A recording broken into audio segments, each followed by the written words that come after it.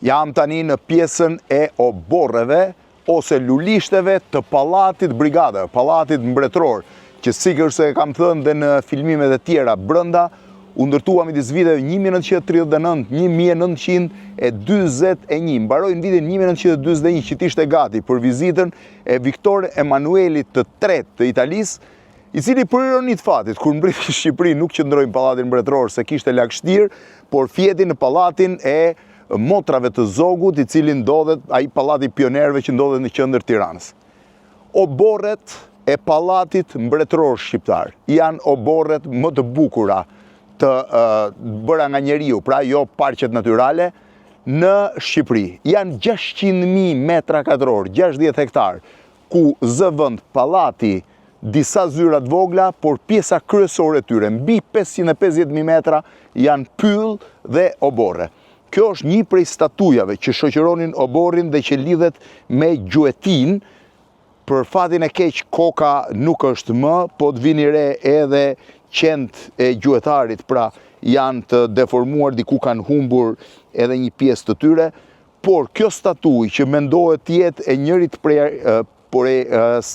skulptorëve më të njohur italian të kohës, do t'i shohim siç i pam dhe brenda, siç do të shohim dhe më tutje, vijon e ndetë mbetet në këtë. Kjo është qendra rrethore, nga e cila po të rrotullohesh ti mund të shohësh të gjithë parkun e pallatit mbretëror. Parku i pallatit mbretëror u dizenjua nga Gherardo Bozio dhe Giulio Berté, të dy arkitekt mjaft të famshëm të Italisë, por të rinj në moshë. Është sikur se thash, pallati i vetëm mbretëror modern, por lulishtet janë klasike.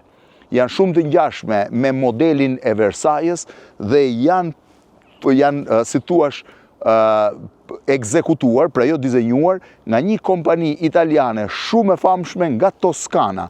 Ajo vjen nga një zonë që ende sot, 85 vjet më pas, është zona kryesore e kultivimit të pemëve dhe luleve në Toskan për të gjithë Italinë dhe për të gjithë botën. Aty këtu ka dafina, si kjo ka një miksim me gjelbërimin që qëndron 12 muaj të vitit.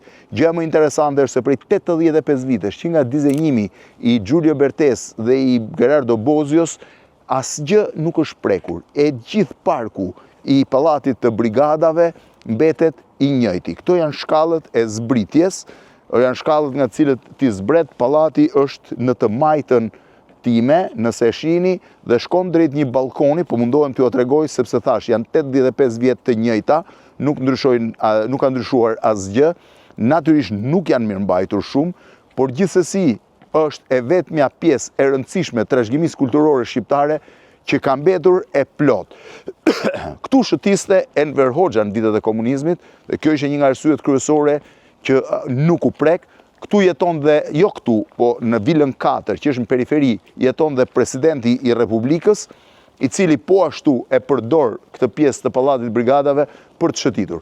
Ky është një prej balkoneve nga ku dilet që lidh rotondën sipër me pjesën e parqeve, është ndoshta pjesa më e bukur e pyllit.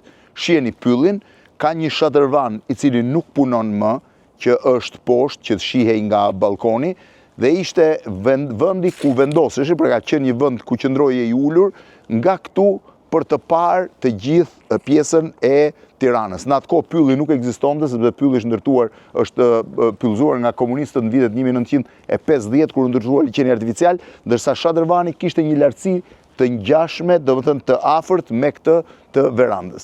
Tani po shkoj në pjesën tjetër, që është pjesa më interesante e lulishteve. Mundohem të eci shpejt sepse mund të rish dhe 35-40 minuta duke ecur dhe nuk arrin do t'i shohësh të gjitha. Këtu hapen në formën e një harku, pra fillojnë marrin hark. Këtu është hyrja e parë, ku hyn në zonën e tretë, pra e para ishte rrethoria, e dyta ishte belvederja, nëse po e quaj. Këtu hyn në pjesën e lulzuar, ku përveç pemëve si dafina, që janë të gjelbra dhe gjelbrimi tjetër, ka dhe lule sezonale, që janë këtu. Dita sot nuk është me diell, se në ditë me diell është shumë e bukur. I gjithë dizenjimi i parkut është bërë nga arkitektët që kanë ndërtuar pjesën e pallatit mbretëror, dhe kjo është një prej skulpturave më interesante të pallatit në stilin klasik, shiheni, edhe dizajni i pjesës që rrethon skulpturën është po ashtu i dizenjuar në atë kohë. Nëse hecën në këtë drejtim, pra mund të shohësh ka dhe shkallë përballë për të zbritur, për të vazhduar më pas në pyll, sepse filozofia ka qenë kopshte që janë krijuar nga dora e njeriut me gjelbrim të përhershëm 12 muaj dhe me gjelbrim përkohshëm, dhe pylli ku ti mund të shëtisje duke shkuar më pas në atë drejtim.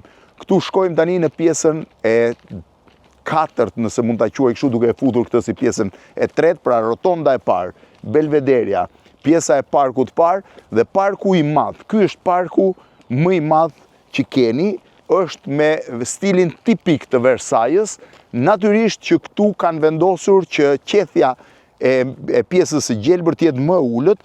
Versionet versailleze janë mbi lartësinë e njeriut, pra janë rreth 2 metra, por është e njëjta pemë, i njëjti gjelbrim që kanë vendosur italianët nga Pistoia, është kompania nga Pistoia, një kompani nga një qytet italian që është i famshëm për gjelbrimin. Shiheni tani se si shkohet. Kjo është një pjesë që ti mund të hysh, rruga përballë të çon në vilën 4, ku banon presidenti i Republikës, natyrisht mbrohet nga garda dhe nuk futesh dot, po është goxha më larg, ndërsa këtu jemi në pjesët e brendshme të pallatit.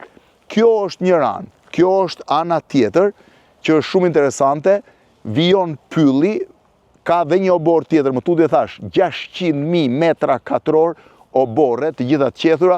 Unë po mundohem të eci përmes kësaj për të shkuar te vendi i altarit të kombit, si quhej, po eci brenda gjelbrimit, brenda parkut, i cili është dizenjuar 85 vjet më parë dhe është në aks me derën qendrore të pallatit mbretëror ose të pallatit brigadave, siç quhet. Dhe qeparisët janë mbjell në atë kohë, duke pasur filozofinë që në 2 anë të rrugës të kishte qeparisa.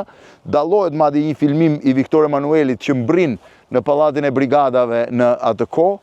Shiheni, vazhdojnë sërish parqet. Nëse kthen kokën këtë drejtim, e sheh që parku është pafund, është me mijë e mijë metra katror. Kjo është pjesa e serave, të cilat përgatisin lulet për pjesën e pallatit. Shiheni se ky është tuneli i cili në rast të dielli duhet mbulonte me hije të gjithë pjesën. Është tuneli që të nxjerr në drejtim të pallatit të brigadave. Thash, në fund fare është dera, është edhe kjo pjesë e parqeve. Në 2 anët është lënë në formë natyrale, me përjashtim të qeparisave që janë mbjell në atë kohë, dhe këtu do arrim në pjesën e altarit të kombit. Shiheni, jam duke ecur në tunelin. Vazhdoj të eci, është mbi 200-250 metra, megjithatë duhet jem me mas për punën e distancave. Shiheni dhe ku po arrim, është pjesa tjetër e kujdesit, ndërtuar serat që në kohën e italianëve, për të parë se si mund të ruhej gjelbrimi, pra serat janë ndërtuar në kohën e italianëve.